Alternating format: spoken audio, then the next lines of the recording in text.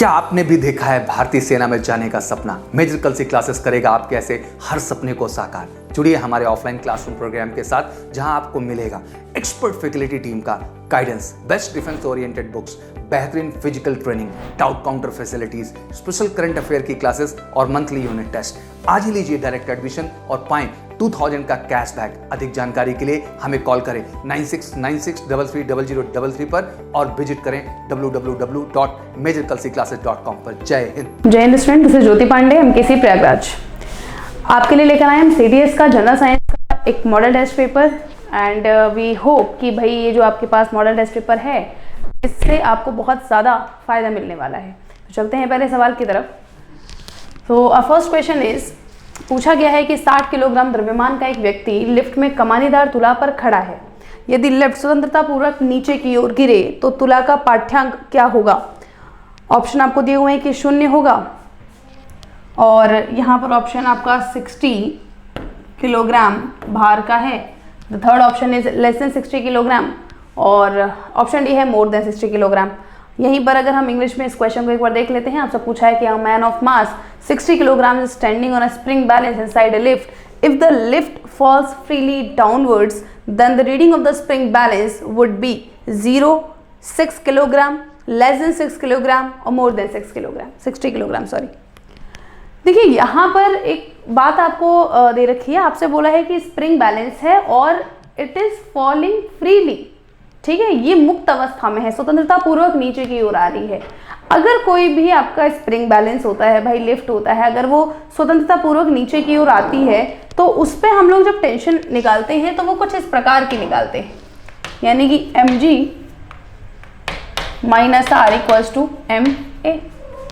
ठीक, अगर हम लोग यहाँ पर देखें तो क्योंकि वो नीचे की तरफ आ रही है तो इसका मतलब जो इसका कैपिटल जो g है वही इसका a है, तो a और g तो दोनों इक्वल ही है इस इंस्टेंट पर।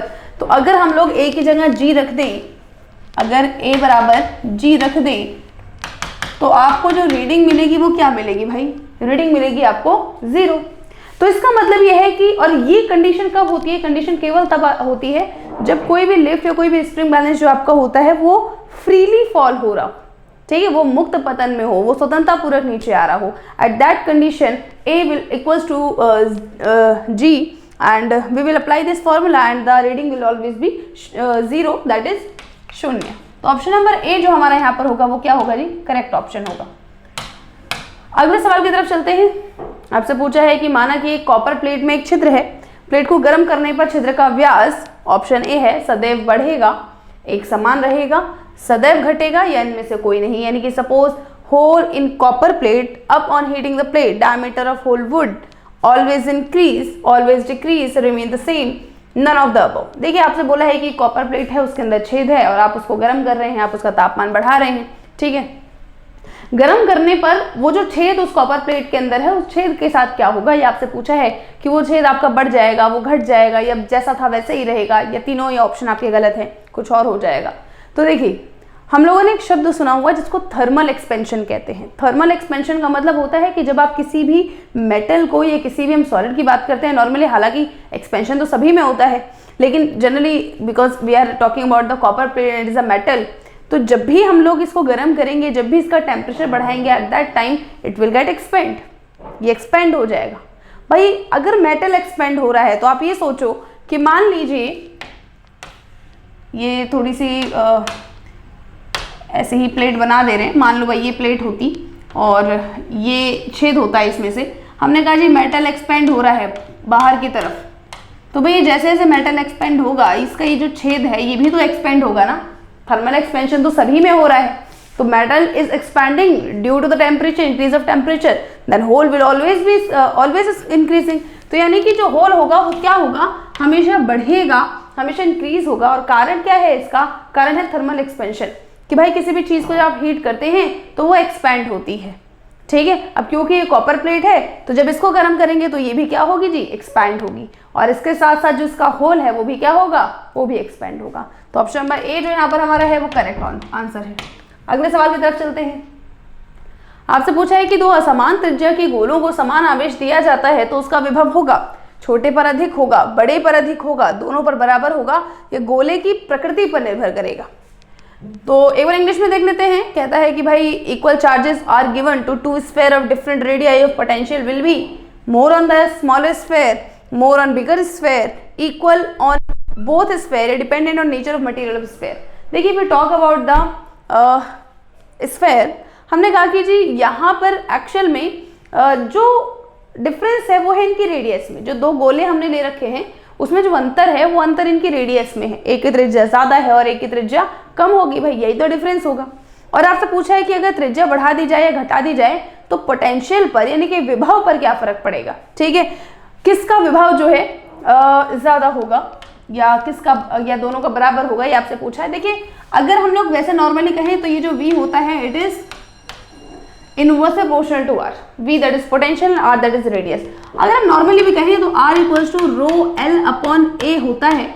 अगर मैं A की जगह पाई R स्क्वायर लिख दूँ तो भी करेक्ट होगा। And this R is actually equals to V upon I। तो आप यहाँ से भी देख सकते हो कि भाई ये जो आपका है ये क्या है, आपका इनवर्स रिलेशन एक बार को दिखा रहा है। हालांकि यहाँ पर जो है ना हम जो पोटेंशियल का यहाँ पर फॉर्मूला लगाते हैं वो तो आपको यहाँ से ही पता चल जाएगा कि पोटेंशियल जो है वो रेडियस के इनवर्सली प्रोपोर्शनल होता है। लेकिन अगर हम नॉर्मली बात करें तो पोटेंशियल का जो हम यहाँ फॉर्मूला लगाते हैं दैट इज दिस। ठीक है, अब चार्जेस तो बराबर हैं, चार्जेस तो क्या है, इक्वल है। अब चार्जेस इक्वल हैं तो इसका मतलब भाई ये वाली वैल्यू तो सारी कांस्टेंट हो गई, क्योंकि ये तो पहले ही कांस्टेंट था। Q जो है वो भी कांस्टेंट हो गया क्योंकि इक्वल चार्जेस है दोनों स्फीयर पे। तो at that condition V will be inversely proportional to R। मतलब भाई जिसकी रेडियस कम होगी उसका पोटेंशियल ज्यादा होगा। तो आपसे पूछा है कि potential will be more on what, by more on smaller sphere, क्योंकि जो छोटा स्फीयर होगा उसकी रेडियस भी कम होगी और जिसकी रेडियस कम होगी इसका पोटेंशियल क्या होगा भाई, ज्यादा होगा। तो उसका मतलब ऑप्शन नंबर ए जो यहाँ पर हमारा हो जाएगा वो करेक्ट ऑप्शन हो जाएगा। ठीक है, यानी छोटे पर अधिक। अगले सवाल की तरफ चलते हैं। आपसे पूछा है कि इलेक्ट्रॉन की दो समांतर चलती धाराएं जो एक ही दिशा में गमन कर रही हों एक दूसरे को आकर्षित करती हैं, प्रतिकर्षित करती हैं, एक दूसरे के चुंबकीय क्षेत्र को उदासीन करती हैं या एक दूसरे के विद्युत क्षेत्र को उदासीन करती हैं। इंग्लिश में देखते हैं, कह रहा है कि two stream of electron moving parallel to each other in the same direction attract each other, repel each other, cancel the magnetic field of each other and cancel the electric field of each other. देखिए आपसे बोला है कि electron की stream है और वो parallelly move कर रही है। ठीक है, समांतर रेखाओं में। भाई देखो इलेक्ट्रॉन की स्ट्रीम है, पैरेलली मूव कर रही है, दोनों स्ट्रीम क्या है, इलेक्ट्रॉन की है, यानी दोनों ही नेगेटिवली चार्ज हैं। भाई हम लोगों ने बहुत पहले ही पढ़ा हुआ है कि नेगेटिव जो चार्जेस होते हैं वो एक दूसरे को रिपेल करते हैं, एक दूसरे को प्रतिकर्षित करते हैं। तो ऑब्वियस सी बात है कि यहाँ पर भी जो नेगेटिव चार्ज है वो क्या कर रहा होगा, रिपेल कर रहा होगा, प्रतिकर्षित कर रहा होगा। हालांकि जब ये इलेक्ट्रॉन बीम की अगर हम बात करें ना तो यहाँ पर देखो एक छोटी सोचने वाली बात है जो कई बार कंफ्यूजन क्रिएट करती है कि ये जो इलेक्ट्रॉन बीम है भाई स्ट्रीम है ना, मूविंग इलेक्ट्रॉन है ये। एक्चुअली जब इलेक्ट्रॉन मूव करते हैं तो they will create a magnetic field around it. ये अपने चारों ओर जो है एक मैग्नेटिक फील्ड क्रिएट करते हैं। होगा क्या कि इस मैग्नेटिक फील्ड की वजह से ये रिपल्शन जो है ये थोड़ा सा कम तो हो सकता है लेकिन रिपल्शन होगा जरूर, क्योंकि दोनों ही स्ट्रीम जो है वो नेगेटिव चार्ज की है। ठीक है, तो हम यहाँ पर कह सकते हैं कि भाई अगर दो स्ट्रीम इलेक्ट्रॉन की एक दूसरे के पैरेलल मूव कर रही है the same direction at that time always repulsion occur, यानी कि हमेशा वो एक दूसरे को क्या करेंगे, प्रतिकर्षित करेंगे, एक दूसरे को वो रिपेल करेंगी। ठीक है, why, because both have negative charge on each other. हालांकि यहाँ पर एक मैग्नेटिक फील्ड भी जो है प्रोड्यूस होता है, लेकिन वो जो मैग्नेटिक फील्ड है जिसे हम कहते हैं ना चुंबकीय क्षेत्र को उदासीन करती है, उदासीन नहीं करती। एक्चुअल में होता क्या है कि भाई ये चुंबकीय क्षेत्र जो वहाँ पर प्रोड्यूस होता है वो इनके रिपल्शन को थोड़ा सा कम कर देता है। वो कम जरूर करता है पर खत्म नहीं कर सकता। ठीक है, तो यहाँ पर जो है ऑप्शन नंबर बी जो आपका होगा वो करेक्ट ऑप्शन होगा। नेक्स्ट क्वेश्चन की बात करते हैं। आपसे पूछा है कि पूर्ण आंतरिक परावर्तन में प्रकाश, ऑप्शन नंबर ए है, विरल से सघन माध्यम में जाता है और तीव्रता की क्षति के बिना प्राप्त होता है। सघन से विरल में जाता है और तीव्रता की क्षति के बिना प्राप्त होता है। थर्ड ऑप्शन है कि सघन से विरल में जाता है और तीव्रता की क्षति के साथ प्राप्त होता है। और ऑप्शन डी है कि विरल से सघन में जाता है और तीव्रता की क्षति के साथ प्राप्त होता है। ऑप्शन देख लेते हैं। आपसे बोला है कि in total internal reflection the light travels from rare to denser medium and occurs with no loss of intensity. B option है कि denser to rare medium and it occurs with no loss of intensity. rarer to denser medium and it occurs with loss of intensity and denser to rarer medium and it occurs with loss of intensity। देखिए अगर हम लोग बात करें total internal reflection की, तो total internal reflection में खास बात होती है कि भाई वहाँ पर जैसे हम नॉर्मली कहते हैं कि लाइट जो है वो एक मीडियम से दूसरे मीडियम के अंदर ट्रेवल करती है, और जब रिफ्रैक्शन की अगर हम बात करें, अपवर्तन की बात करें, तो हम कहते हैं कि लाइट जो है वो एक मीडियम से दूसरे मीडियम के अंदर ट्रेवल कर रही है, और अगर वो ट्रेवल करती है तो at that time in both the medium its speed will get change. ठीक है, उसकी जो गति होती है, वो जो चाल होती है वो बदल जाती है। पर अगर टोटल इंटरनल रिफ्लेक्शन की बात की जाए तो यहाँ पर क्या है कि जब कोई एक लाइट की बीम किसी सरफेस से टकराती है तो हम कहते हैं कि भाई ये 100% रिफ्लेक्ट होती है। ठीक है, इट इज रिफ्लेक्टेड 100%। 100% रिफ्लेक्ट हो रही है का मतलब क्या है भाई?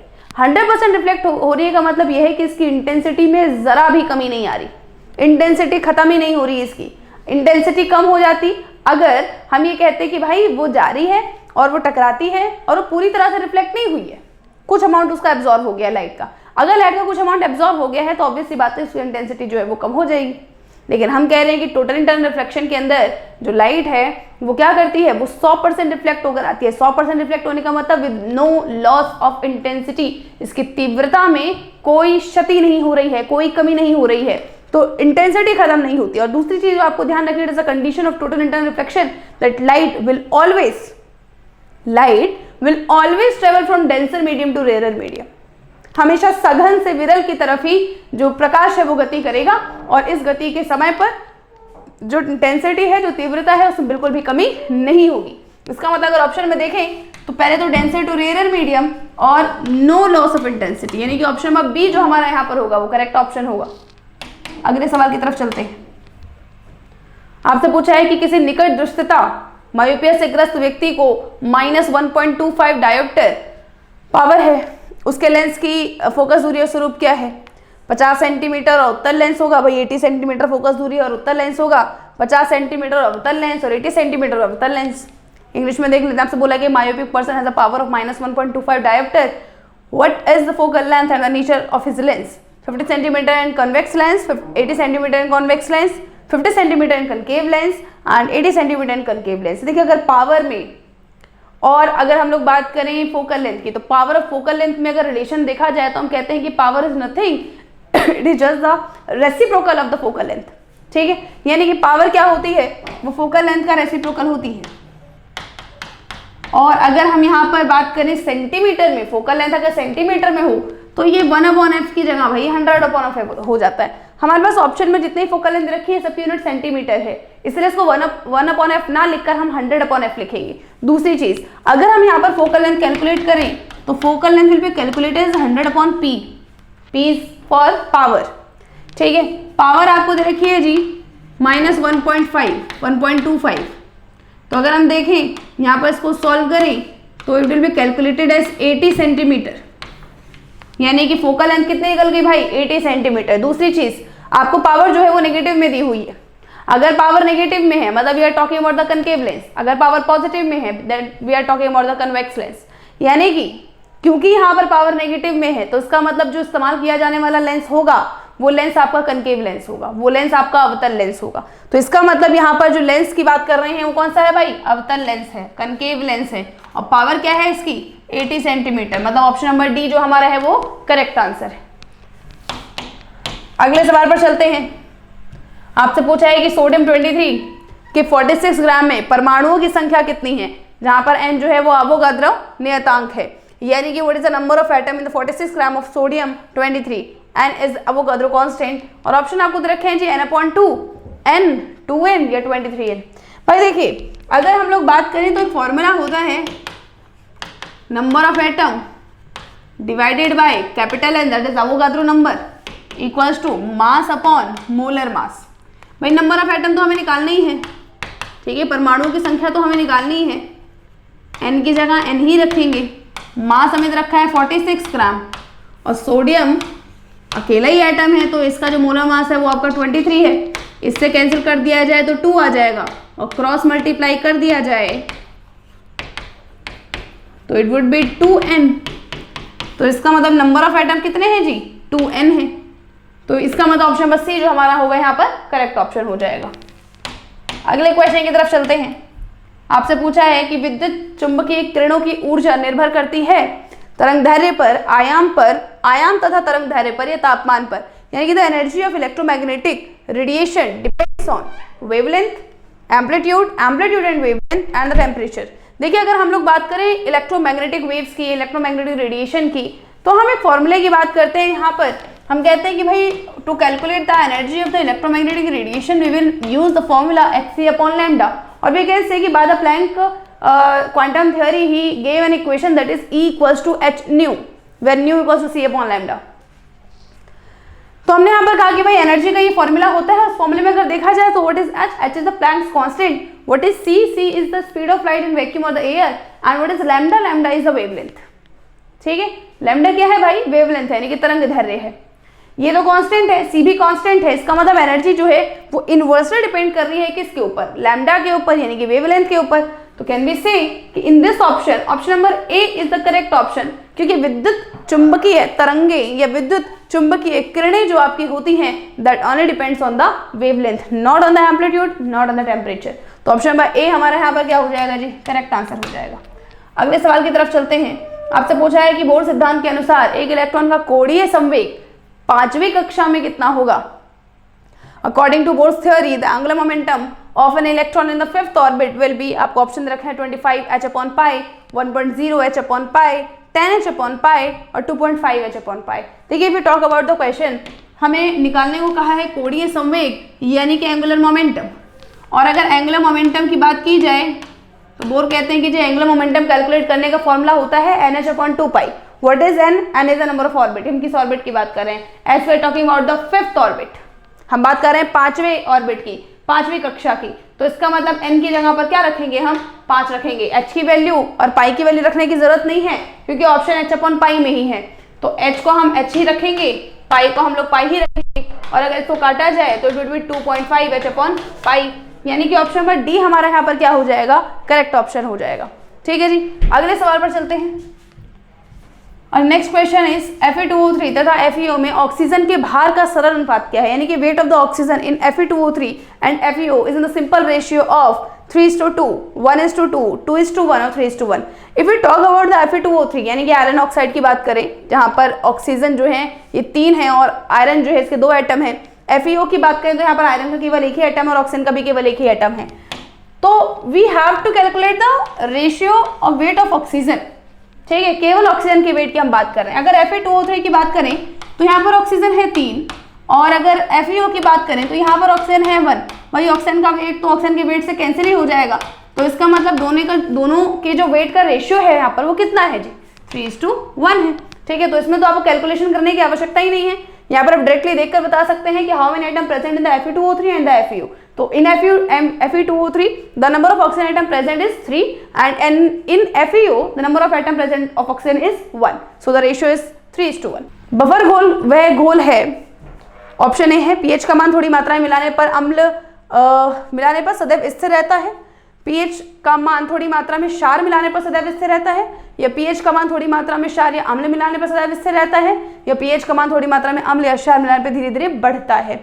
इंग्लिश में देख लेते हैं, buffer solution is that solution whose pH value remains constant on addition of small amount of acid, pH remains constant on addition of small amount of base, pH remains constant on addition of small amount of either base or acid, pH increases slightly on addition of small amount of acid or base। देखिए we are talking about the buffer solution. Buffer solution की खास बात यही होती है कि चाहे मैं उसके अंदर एसिड डाल दूं या मैं उसके अंदर बेस डाल दूं, in small amount, I am not talking about कि भाई कितना भी एसिड डाल दो कितना भी बेस डाल दो कोई फर्क नहीं पड़ेगा, इसकी बात हम नहीं कर रहे हैं। हम कहते हैं कि अगर थोड़ा सा आप उसके अंदर एसिड डाल देते हैं, थोड़ा सा आप उसके अंदर बेस डाल देते हैं, तो उसके pH वैल्यू में कोई अंतर नहीं आता है। ऐसे ही सॉल्यूशन को हम बफर सॉल्यूशन कहते हैं। तो इसका मतलब ये है कि देखो पहले वाले में तो केवल एसिड की बात करी है, सेकंड वाले ऑप्शन में केवल बेस की बात की है, थर्ड ऑप्शन में कहा है कि भाई pH वैल्यू समान रहेगी अगर थोड़ी मात्रा में क्षार या अम्ल मिला देते हैं। तो ऑप्शन में सी हमारा ठीक है, क्योंकि फोर्थ ऑप्शन में आपसे कहा है कि नहीं भाई pH थोड़ा बढ़ेगा, तो थोड़ा बढ़ेगा नहीं, अगर बढ़ेगा तो फिर उसका मतलब बफर सॉल्यूशन नहीं है। ठीक है, तो ऑप्शन नंबर सी जो हमारे यहाँ पर होगा वो करेक्ट ऑप्शन होगा। ठीक है, so we have to remember option number C is the correct answer.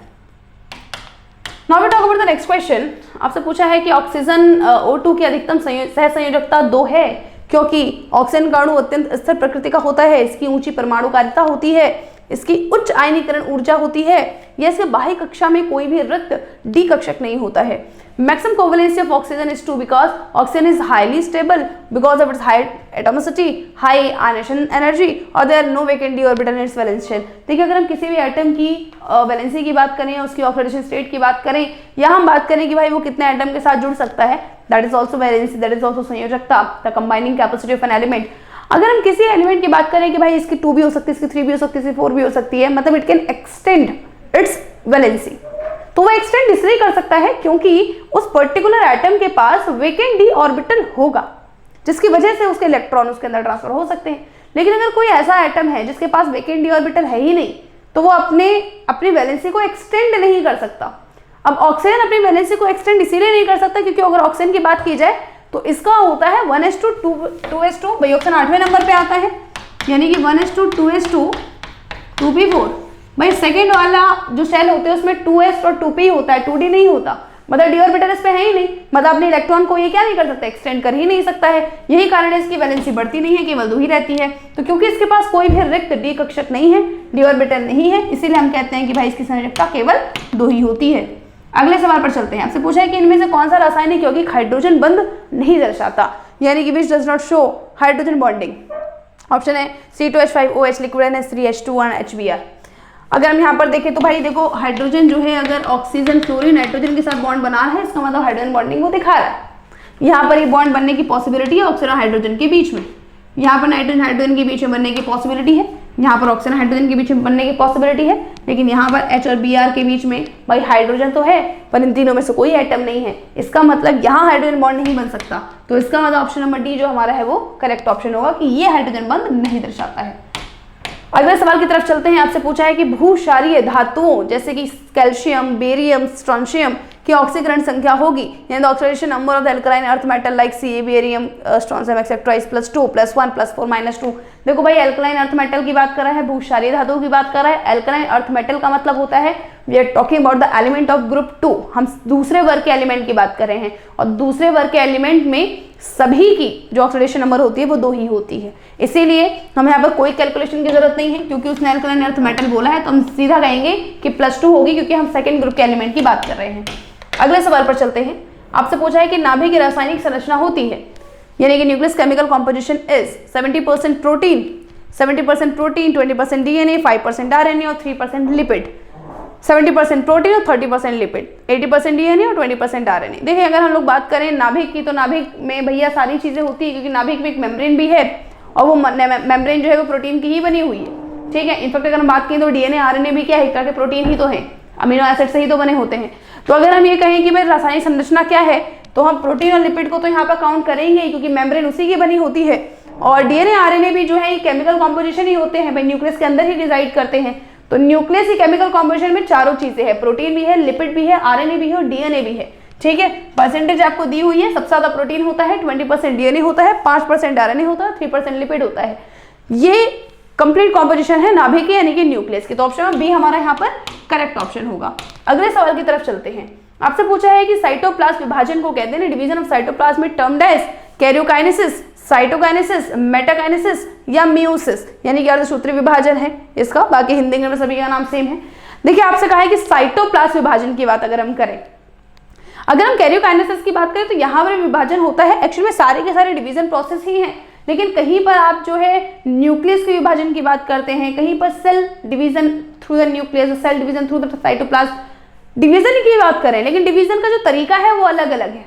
हमने आपसे पूछा है कि भाई साइटोप्लाज्म विभाजन जो है, यानी कि साइटोप्लाज्म का अगर हम डिवीजन कर रहे हैं तो उसको हम क्या कहेंगे, तो ध्यान रखिए साइटोप्लाज्म का डिवीजन मतलब साइटोकाइनेसिस, यानी कि ऑप्शन बी हमारा यहाँ पर जो है वो सही ऑप्शन है, ठीक है।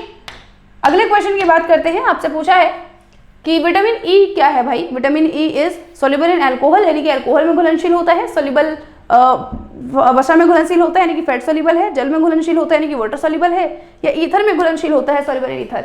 देखिए अगर हम लोग बात करें विटामिन ई की, सो ADEK ये 4 विटामिन होते हैं जो फैट में घुलते हैं, वसा में घुलते हैं, और बी और सी ये 2 होते हैं जो पानी में घुलते हैं। ईथर और अल्कोहल में घुलने का कोई मतलब ही नहीं है, तो ये दोनों ऑप्शन तो पहले कट गए, वाटर में नहीं घुल सकता क्योंकि बी और सी के अलावा और कोई नहीं घुलता इसमें, यानी करेक्ट ऑप्शन हमारा क्या है भाई, वसा में घुलनशील, यानी कि ऑप्शन बी, ठीक है जी। तो ये हमारा करेक्ट ऑप्शन है। अगले सवाल की तरफ चलते हैं। आपसे पूछा है कि इनमें से किसने इंसुलिन की खोज की थी, यानी डिस्कवरी ऑफ इंसुलिन। फंक ने की थी भाई, हॉपकिंस ने की थी, लूनिन ने की थी, एडिसन ने की थी। तो ध्यान रखो भाई, लूनिन वो साइंटिस्ट हैं जिन्होंने इंसुलिन की खोज की थी। मतलब इंसुलिन की अगर डिस्कवरी के बारे में पूछा जाए तो आप जानते हैं कि insulin is nothing, it is just, आप जब किसी कोई भी डायबिटिक पेशेंट होता है तो डायबिटिक पेशेंट को जो इंजेक्शन दिया जाता है वो इंसुलिन का इंजेक्शन होता है, ठीक है। तो इंसुलिन क्या है, कहाँ इस्तेमाल किया जाता है, कैसे इस्तेमाल किया जाता है, हमारे शरीर में इसका क्या काम है, इस सारी की सारी बातें हमें लूनिन नाम के एक वैज्ञानिक, एक साइंटिस्ट ने बताई थी। तो ऑप्शन नंबर सी हमारा यहाँ पर क्या होगा जी, करेक्ट आंसर होगा।